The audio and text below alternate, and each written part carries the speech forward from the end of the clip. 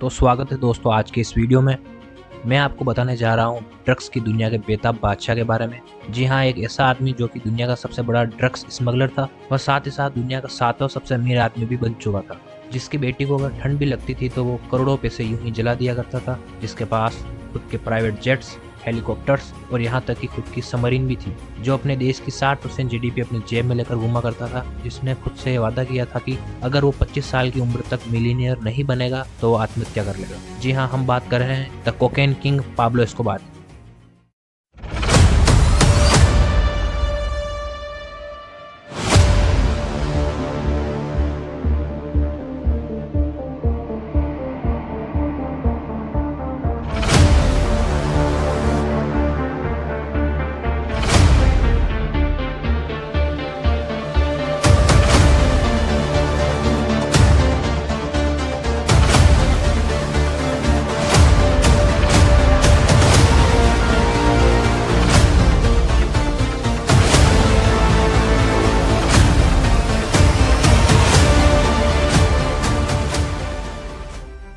Pablo Escobar का जन्म 1 दिसंबर 1949 को कोलंबिया के रियो नेग्रो शहर में हुआ था। पाब्लो के पिताजी एक किसान थे। वह उसकी माँ एक प्राइमरी स्कूल में टीचर थी। वह अपने 7 भाइयों बहनों में तीसरे नंबर का था। वह एक सामान्य से स्कूल में पढ़ा। वह अपनी उम्र के साथ कई सारे सपने लेकर बड़ा हो रहा था। बाद में उसने कॉलेज में राजनीति विज्ञान की पढ़ाई के लिए एडमिशन लिया, लेकिन कुछ ही समय बाद परिवार की फाइनेंशियल प्रॉब्लम को देखते हुए उसने कॉलेज छोड़ दिया, क्योंकि उसके पास फीस भरने के लिए पैसे नहीं थे। इस समय पाब्लो एस्कोबार को यह समझ आ चुका था कि पैसा ही सब कुछ है। वह बचपन से ही पैसे को लेकर काफी कॉन्शियस रहता था और परिवार की आर्थिक स्थिति बिगड़ने के कारण उसकी नजरों में पैसे का महत्व और भी बढ़ चुका था। यहाँ तक कि उसने खुद से यह वादा किया था कि वह अगर 25 साल की उम्र में 1 मिलियन पैसों नहीं कमा पाया तो खुद को गोली मार दे। पढ़ाई छोड़ने के बाद उसने साउंड स्पीकर की तस्करी करना व कब्र के पत्थर चुराना और कई छोटी मोटी चोरियां करना शुरू कर दी। उसने ये काम कई समय तक किया। बाद में उसे समझ आ चुका था कि इस तरह वो अमीर नहीं बन पाएगा।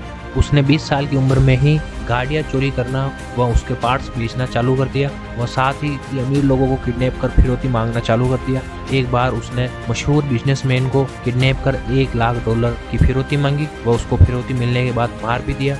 इस तरीके से वह मात्र 22 साल की उम्र में ही मिलीनियर बन गया था। बाद में उसने ड्रग्स स्मगलिंग का काम भी चालू कर दिया।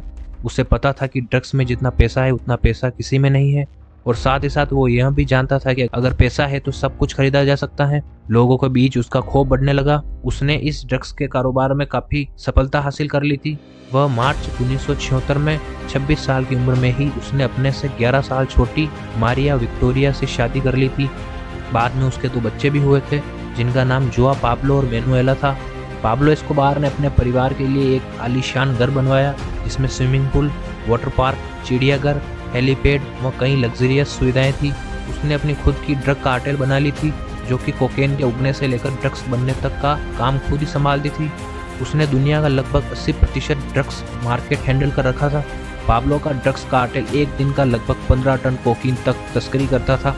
पाब्लो ने अपने पैसों को रखने के लिए बड़े बड़े गोडाउन बनवाए थे और पैसों की गड्डियों को लपेटने के लिए रबड़ बैंड पर वह 2.5 से 3 लाख रुपए प्रति महीने खर्च किया करता था, और कई मिलियंस पैसे तो चूहे ही कुतर देते थे या खराब हो जाते थे। उसे खुद को भी नहीं पता था कि उसके पास कितना पैसा है। उसके आदमी पैसों के बंडल को गिनने की बजाय किलो में तोला करते थे। माना जाता है कि उस समय उसके पास 30 बिलियन US डॉलर या उससे भी अधिक पैसे थे। अगर आज के हिसाब से देखा जाए तो लगभग 70 बिलियन US डॉलर।